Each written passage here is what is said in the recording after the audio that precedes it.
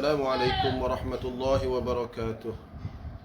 Bismillahirrahmanirrahim. Alhamdulillahi rabbil alamin. Wassalatu wassalamu ala ashrafil mursalin wa ala alihi wa sahbihi ajma'in, amma ba'du. Alhamdulillah, kita merafa'kan setinggi-tinggi kesyukuran kehadrat Allah Subhanahu wa ta'ala, dapat sama-sama berada dalam program tazkirah pendek pada malam ini, kerana sudah lama saya tidak memberikan panduan-panduan dan nasihat untuk diri saya dan sekalian pendengar.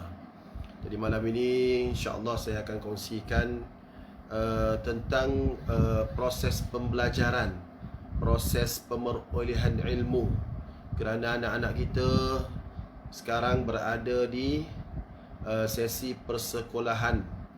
Jadi kaedah pembelajaran pada hari ini adalah kaedah dia panggil PDPR, iaitu pembelajaran daripada rumah. Guru mengadakan pembelajaran secara online, sama ada melalui Google Meet ataupun StreamYard dan sebagainya. Cuma kaedah pembelajaran sebegini adalah kaedah zaman sekarang, tapi kita kena ingat yang bagi ilmu adalah Allah Subhanahu wa ta'ala. Dalam satu hadis Nabi sebut, "Man yuridillahu bihi khairan yufaqihu fid din wa innama ana qasim wallahu yu'ti." Siapa-siapa yang Allah Ta'ala mahukan kebaikan kepadanya, Allah bagi dia faham akan urusan agama. Wa innama ana qasim, Nabi kata aku ni tolong bagi je. Wallahu yu'ti, Allah yang mengurniakan. Aku tolong membahagikan. Yang mengurnia sebenarnya ilmu. Ilmu yang mengurniakan ilmu itu sebenarnya Allah Ta'ala. Jadi kita kena ingat, bila kita belajar ni ataupun kita mengajar, yang memberikan kefahaman ilmu itu sebenarnya adalah Allah Subhanahu wa ta'ala. Kita usaha untuk mengajar dan pelajar juga berusaha untuk faham. Sebab itulah diajarkan kepada kita doa, "Ya muallima Ibrahim al-hikmah, 'allimni." Wahai Tuhan yang mengajarkan ilmu pengetahuan kepada Nabi Ibrahim. "Ya mufahhima Sulaiman." Wahai Tuhan yang memberi faham kepada Nabi Sulaiman. Mana yang beri ilmu, yang beri faham ni semuanya adalah Allah Subhanahu wa ta'ala. Kita adalah orang yang berusaha untuk mengajar dan juga pelajar berusaha untuk belajar. Adapun ilmu tu Allah yang bagi. Jadi kerana Allah yang bagi, kalau kita nak dapat semaksimum, seoptimum mungkin kaedah pengajaran kita dan pembelajaran kita, sudah pasti kita kena ikut apa adab-adab yang telah diletakkan oleh agama untuk kita mudah dapat ilmu. Dan ilmu yang kita nak adalah ilmu yang bermanfaat. Jadi mohon kepada ibu bapa yang memantau anak-anak dalam program pembelajaran di rumah ni, untuk memastikan anak-anak memang belajar dengan adab. Memang belajar dengan adab. Maknanya kita tak maulah anak-anak masuk kelas, walaupun kelas itu adalah kelas online, kelas maya, dia patut berwatak seperti berada dalam kelas sebenar. Tak bolehlah bangun pagi dengan tak mandinya, dengan tak gosok giginya, dengan tak pakai tudungnya. Kena ingat, yang kita hadapi sekarang adalah guru-guru, dan kita hadapi sekarang adalah ilmu. Jadi macam mana Allah nak masukkan ilmu, macam mana Allah nak ajarkan kita kalau kita tiada adab? Jadi perlulah ada adab ketika belajar. Jadi saya tengok kadang-kadang rasa sedih juga, sebab saya pun buat juga program belajar ni, program pembelajaran ni. Semalam saya buat program pembelajaran, saya tanya dalam Google Meet, saya panggil seorang nama pelajar tu, cuba jawab soalan saya. Terus dia left. Kemudian bila saya tanya orang lain, lama lepas tu dia masuk balik. Jadi kadang-kadang kita terasa juga guru, tapi tak apalah, saya maafkan dia lah. Jadi nak bagi tahu, adab dalam kelas, walaupun kelas online, kena jaga. Sebab yang bagi ilmu tu adalah Allah. Macam mana kita nak dapat ilmu kalau adab kita tak jaga? Jadi pembelajaran daripada rumah ni, walaupun bukan dalam kelas sebenar, tapi kena ingat dia juga dalam kelas yang padanya ada malaikat yang mencatat kebaikan kita. Kalau cikgu suruh kita buat latihan, buatlah latihan. Ibu bapa pun saya mohon supaya pantau anak-anak, supaya anak-anak beradab. Minta tolong. Kadang-kadang cikgu ni dia nak tengok wajah anak-anak. Kita dalam kelas Google Classroom tu, cuba buka kamera. Kami nak tengok wajah pelajar. Tak buka pun ada. Pelajar-pelajar tak buka kamera. Bukan kita nak tengok wajah pelajar tu. Jadi kaedah pembelajaran ni saya kadang-kadang sebab zaman ini terpaksa kan nak buat macam mana. Tapi adab kena jaga. Adab belajar ni kena jaga. Kata Tok Kenali dalam syair dia kata subhanallazi razaqal uqul ba'dhum bil kati wa ba'dhum bil pikul. Dia kata maha suci Allah, Tuhan yang memberikan akal. Sebahagian dapat satu kati, sebahagian dapat satu pikul. Kenapa? Walaupun satu kelas, ada yang dapat sikit, ada yang dapat banyak. Antara perkara yang menyumbang kepada dapat sikit atau dapat banyak ialah adab. Menyumbang kepada dapat sikit, dapat banyak, adab. Kalau kita beradab betul-betul dalam pembelajaran, Allah bagi banyak. Allah bagi banyak. Jadi kita nak bahawasanya perlu adab tu penting dipertekankan ketika belajar.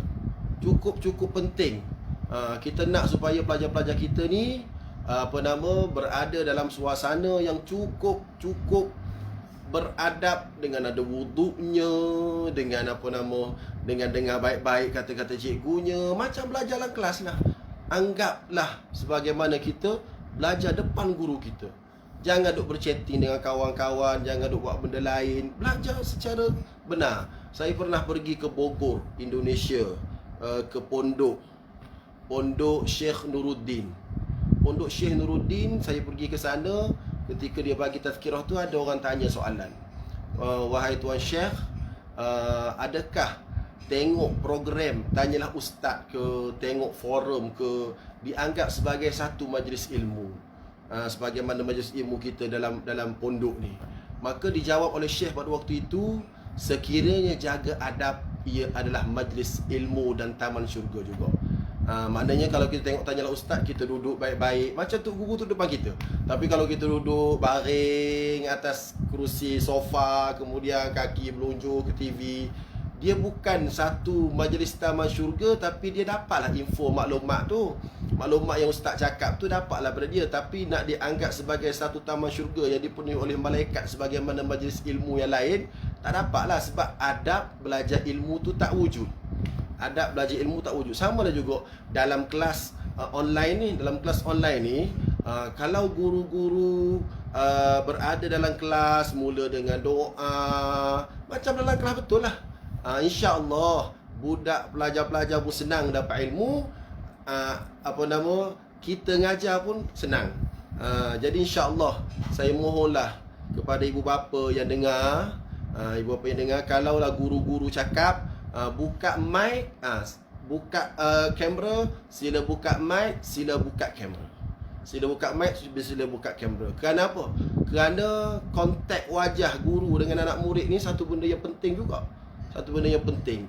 Jadi sekarang pembelajaran secara PDPR di rumah ni adalah satu usaha yang amat baik, tetapi perlu meraihkan adab supaya apabila kita belajar secara PDPR ini, ilmu yang diperolehi insya-Allah diberkati dan dimanfaatkan insya-Allah. Kita nak ilmu kita ni ilmu yang bermanfaat. Itulah doa setiap pagi, dan saya harap semua pelajar ni, semua pelajar bacalah doa Nabi SAW yang baginda ajar setiap pagi. Nabi ajar supaya kita baca, Allahumma inni as'aluka ilman nafi'a wa rizqan tayyiba wa amalan mutaqabbala. Ini doa Nabi baca setiap pagi. Tu Nabi SAW, Nabi sendiri baca doa tu. Padahal dia ni memanglah hebat dah. Allahumma inni as'aluka ilman nafi'a, ya Allah aku nak ilmu yang bermanfaat, wa rizqan tayyiba, dan rezeki yang baik, wa amalan mutaqabbala, dan amal yang diterima. Jadi kita nak ilmu yang kita dapat tu bermanfaat. Kalau kita belajar ilmu tentang salat, kita dapat amalkan salat. Kita belajar ilmu tentang sejarah, kita dapat menghayati tentang pengajaran-pengajaran sejarah. Kalau kita belajar apa-apa pun, ilmu tu bermanfaat. Kalau kita belajar bahasa Arab contoh, belajar bahasa Arab, grammar, nahu, saraf, kita dapat gunakan ilmu nahu saraf tu dalam pembacaan kitab-kitab Arab kita. Dalam baca Quran pun kita tahu yang ni jadi apa, fa'il ke maf'ulun bih ke. Itulah makna dia dapat memanfaatkan ilmu yang kita belajar. Jadi macam mana dapat manfaatkan ilmu? Tolong jaga adab ketika belajar, sama ada pengajar ataupun yang belajar. Yang mengajar pula dalam PDPR ni, dalam PDPR ni, kalaulah pelajar-pelajar kita mungkin macam saya lah, macam saya sebut tadi, bila saya sebut nama suruh baca, terus left. Kita perlulah maafkan kesalahan anak-anak. Maafkan kesalahan dia, tak apalah. Mungkin tersilap tekan dan sebagainya. Kena fikir gitu je lah, untuk kita tidak ada terasa apa-apa dengan anak-anak murid kita ni. Kita maafkan mereka, sebab musim sekarang kan, nak buat macam mana. Moga-moga pengajaran dan pelajaran kita dari pihak guru perlu juga beradab dan sentiasa memaafkan anak-anak muridnya, dan anak murid juga perlu jaga adab dan perlu juga berusaha untuk menjaga hati guru-gurunya. Dan buku-buku pun kena letak baik-baik, kena tulis baik-baik. InsyaAllah ilmu kita akan bermanfaat dan kita boleh guna sampai bila-bila. Sampai bila-bila, insyaAllah. Itulah maksud dia, ilmu manfaat. Ilmu manfaat ni kalau kita tengok dalam khutbah, tuan-puan, dalam khutbah, apakah akhir bacaan khatib ketika dalam khutbah? Apakah bacaan khatib ketika dalam khutbah? Akhir sekali dia baca, barakallahu li walakum fil Quranil azim. Moga Allah Ta'ala berkati untukku dan untuk kamu semua. Apa dia? Terhadap ilmu-ilmu Al-Quran yang aku baca dalam khutbah ni. Wa nafa'ani wa iyyakum bima fihi minal ayati wa dhikril hakim. Wa nafa'ani, moga aku dapat manfaat sebagai khatib, wa iyyakum, dan kamu juga dapat manfaat sebagai pendengar terhadap ayat Quran yang aku baca dan peringatan-peringatan yang aku bagi. Maknanya wa nafa'ani ni maksud dia mohon-mohon dapat manfaat. Itu pengakhiran khutbah kita. Begitu juga kita belajar. Kita belajar, akhir sekali kita belajar, kita baca doa, Allahumma anfa'na bima 'allamtana wa 'allimna ma yanfa'una. Ya Allah, tolong bagi peluang supaya aku dapat memanfaatkan ilmu yang aku belajar ni, dan tolong ajarkan aku ilmu yang boleh membagi manfaat pada aku. Allahumma zidna ilma, tolong tambahkan ilmu tu aku. Maknanya kita belajar ilmu ni bukan sekadar-kadar nak lulus biasa, tak. Nak manfaat ilmu tu bila kita berharap kepada ilmu tu. Allahumma inni astaudi'uka ma 'allamtani. Ya Allah, aku simpan ilmu dalam perbendaharaanmu. Fardudhu ilayya 'inda hajati ilaih. Tolong balikkan semula ilmu tu, pulangkan semula ilmu yang aku belajar hari ni kepada aku ketika aku amat-amat perlu akan ilmu tu.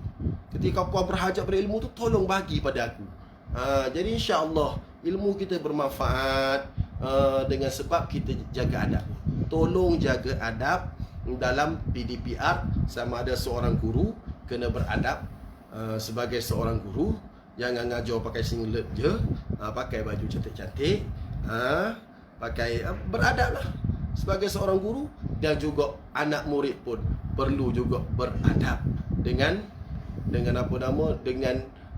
guru, dengan ilmu yang sedang dipelajari tu. Jadi kadang-kadang buat sambil lewa, sebab kan cikgu tak nampak. Nak tegur tak boleh. Jadi saya tegur dalam kuliah pada malam ini. Moga-moga bagi manfaat kepada kita semua dalam proses PDPR. Apa-apa pun kita kena ingat, kita kena syukur banyak-banyak. Walaupun dalam keadaan sesusah sekarang ni, kita masih lagi ada peluang untuk belajar. Ada data, ada internet, ada online. Syukur banyak-banyak. Syukur itu pun salah satu adab untuk kita belajar juga. La in syakartum la azidannakum. Kalau kamu syukur, aku tambah lagi ilmu pengetahuan. Kalau kau syukur dengan ilmu yang aku bagi, aku tambah lagi ilmu pengetahuan.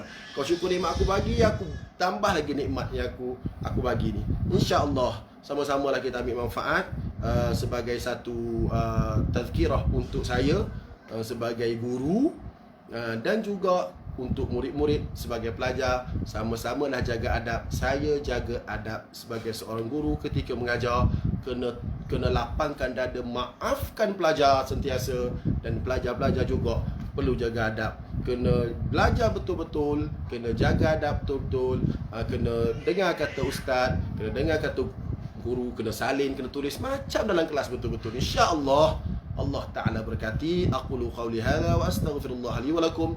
Wassalamualaikum warahmatullahi wabarakatuh.